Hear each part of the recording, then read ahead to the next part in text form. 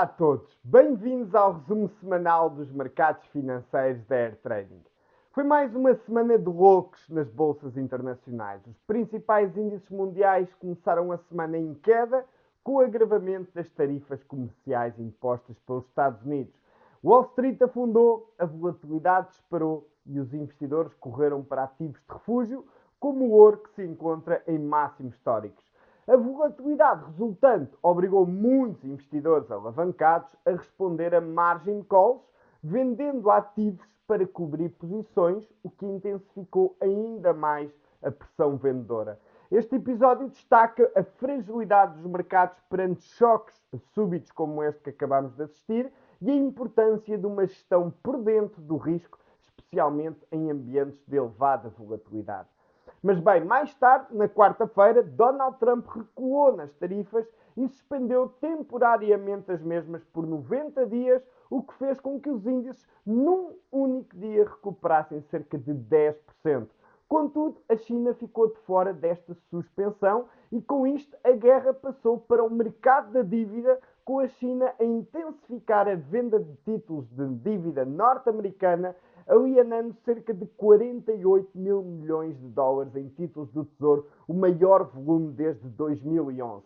Esta estratégia visa reduzir a exposição ao dólar este que se afundou durante estes dias, e diversificar as reservas internacionais, ao mesmo tempo que aumentam os custos de financiamento dos Estados Unidos da América.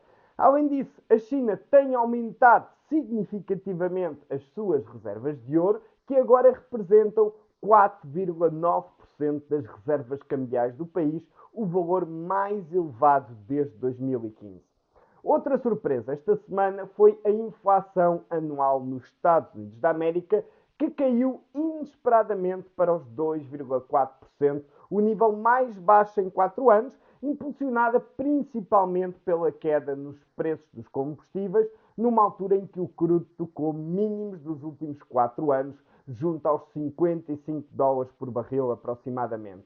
Agora, apesar dessa queda na inflação, as expectativas para os próximos 12 meses aumentaram significativamente por causa, lá está, das recentes políticas tarifárias, alcançando os 6,7%, o nível mais alto desde 1981.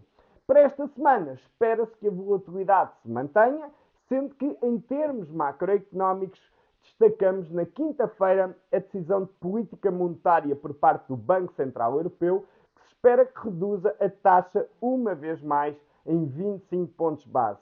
Para além do Banco Central Europeu, também o Banco do Canadá anunciará a sua taxa de juros. A semana termina mais cedo devido ao feriado de sexta-feira. E com base em todos estes dados, vamos agora ver como se comportaram os principais ativos até ao fecho do mercado na sexta-feira.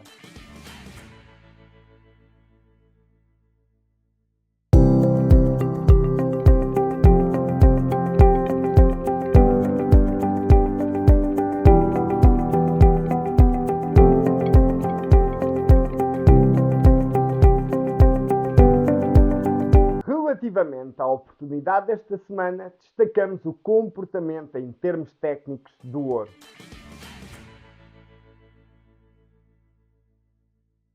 Observando o gráfico em velas diárias do ouro, é possível constatarmos que entre 2020 e 2023 estivemos numa lateralidade entre os 2.070 dólares e os 1.600 dólares a onça. Entretanto, a partir do início de 2024, demos início a uma tendência ascendente que se mantém até aos dias de hoje e que permite que o ouro esteja atualmente a cotar em máximos históricos.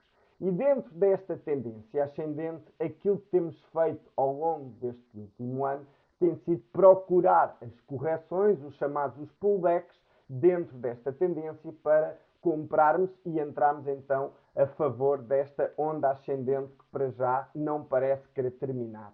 Então, traçando uma linha de tendência desde os mínimos que fizemos aqui em dezembro de 2024, a passar pelos mínimos que fizemos em fevereiro deste ano, é possível constatarmos que tínhamos uma linha de suporte na região dos 2.970 dólares, região esta que se convertia agora numa importante zona de pressão compradora, na qual, caso o ouro quisesse manter esta tendência ascendente, deveria respeitá-la. E foi isso que fez, foi isso que nós também procurámos fazer, entrar a favor da tendência, num patamar que sabíamos que, caso fosse quebrado, significava uma eventual inversão de tendência de curto prazo e, por isso, o nosso risco era menor ao estarmos a negociar nesses patamares. E a verdade é que, a partir do momento que lá fomos, o ouro conseguiu aguentar-se e fez o primeiro sinal de reversão de curto prazo, portanto, na quarta-feira, tendo terminado a semana em máximos, e isto permitiu-nos, em apenas 3 dias, fazermos um trade superior a 8%, o que se enquadra dentro daquilo que são os nossos objetivos para swing e dentro daquilo que é um trade prioritário, que é exatamente isto, negociar a favor da tendência, aproveitando os pullbacks para entrar nessa mesma tendência. Se está interessado em conhecer os nossos serviços e aprender a investir de forma consistente e sustentável, não hesite em contactar-nos via WhatsApp, telefone ou e-mail. Tenha uma ótima semana de trading e até para a semana.